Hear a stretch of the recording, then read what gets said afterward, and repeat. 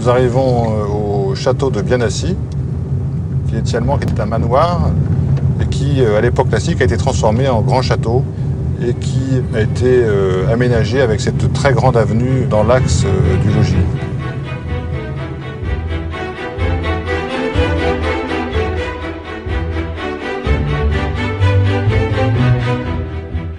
Un manoir est une demeure aristocratique fortifiée.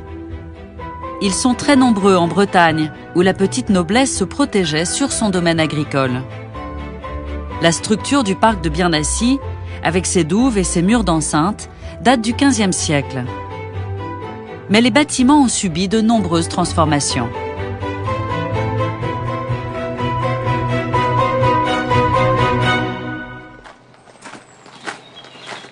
C'est très particulier parce que vous voyez qu'on a devant nous une façade très classique, très symétrique avec ses deux tours, ses travées de fenêtres qui sont surmontées d'une lucarne. Vous avez les deux portes qui sont précédées d'un beau perron avec 2 degrés. Quand vous regardez précisément entre les deux portes, vous voyez ce qu'on appelle un coup de sabre, qui est une différence de maçonnerie qui montre qu'il y a 2 constructions d'époques différentes. Donc c'est en passant à l'arrière du château, sur la façade est, qu'on comprend beaucoup mieux l'histoire de sa construction. On voit qu'on est vraiment là sur la base du manoir breton, avec donc cette architecture en L, vous voyez, avec ces 2 ailes perpendiculaires, articulées autour de la tour d'escalier, qui est donc couronnée d'une poivrière, qui est vraiment tout à fait caractéristique de l'architecture médiévale. Henri Masson nous emmène au sommet de la tour de guet pour découvrir une des originalités de Biennassi. On a la chance qu'on ait pu conserver dans cette tour sa charpente d'origine, donc qui est particulièrement ouvragée, et en particulier ce poinçon sculpté est tout à fait exceptionnel. D'abord sa section est très forte, et en plus son décor sculpté est étonnant pour une pièce finalement qui n'est pas une pièce d'apparat. On est dans la chambre du guetteur, qui est la pièce la plus haute du château, et qui offre donc une vue sur l'ensemble des environs et qui permettait donc autrefois de surveiller la sécurité du territoire.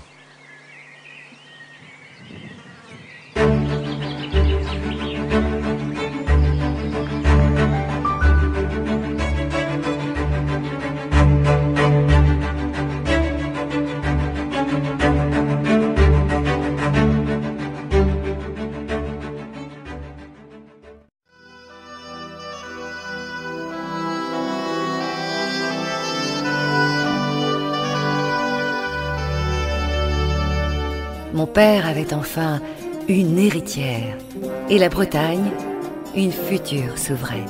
Mon enfance fut plutôt heureuse. Anne, approchez s'il vous plaît. Oui, madame, me voilà. Nous allons reprendre notre leçon de latin.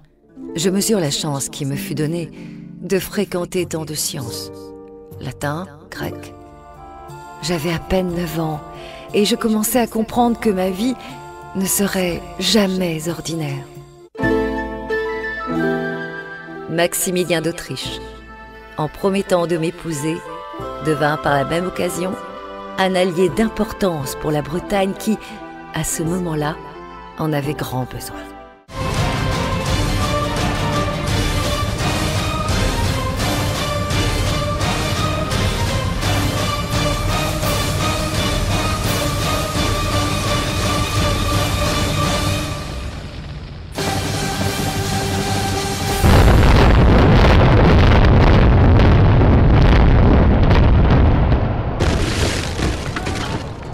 Le 10 février 1489, je reçus la couronne ducale dans la cathédrale de Rennes. La régente de France et le roi Charles VIII prirent très mal de n'avoir point été prévenus d'une union qu'ils auraient de toute façon désapprouvée.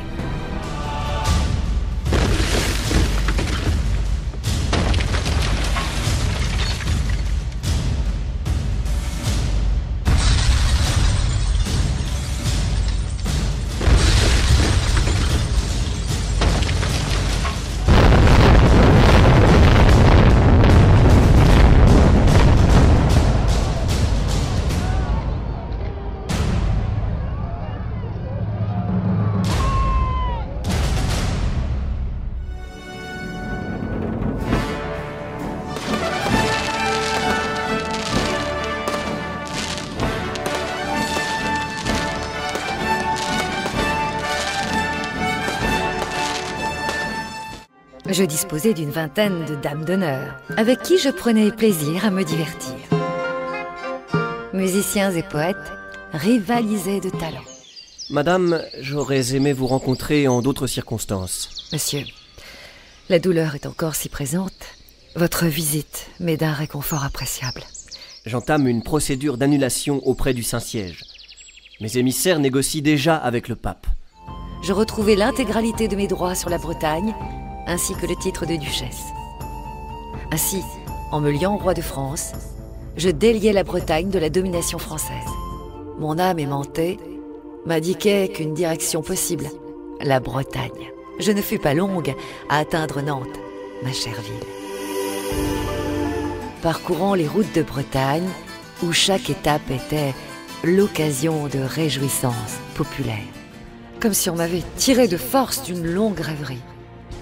Louis XII ne pouvait se passer de moi très longtemps.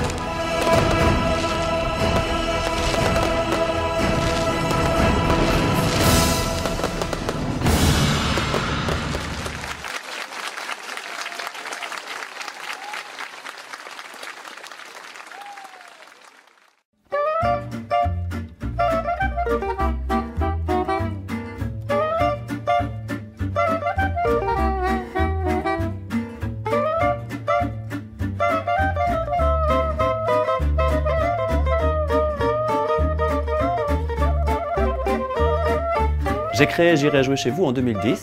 Le concept est simple. Je me déplace et j'installe des jeux en bois, en extérieur et en intérieur. Ma palette se compose d'une centaine de jeux, qui va du traditionnel au contemporain, en passant par des jeux anciens, des jeux du monde, pour un ou pour plusieurs joueurs. L'idée est de recréer l'ambiance des estaminets, les bistrots du nord de la France où les gens viennent aussi pour jouer. La plupart des jeux sont basiques, d'autres le sont moins, et c'est là que j'interviens pour expliquer les règles.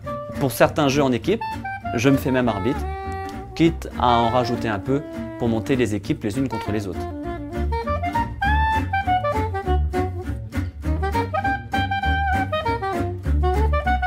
À qui ça s'adresse? La force du jeu en bois est qu'il est pertinent dans de nombreuses occasions. Pour les événements familiaux, anniversaires, mariages, pour les festivals, les fêtes locales, ou encore pour les entreprises, lors de séminaires, arbres de Noël.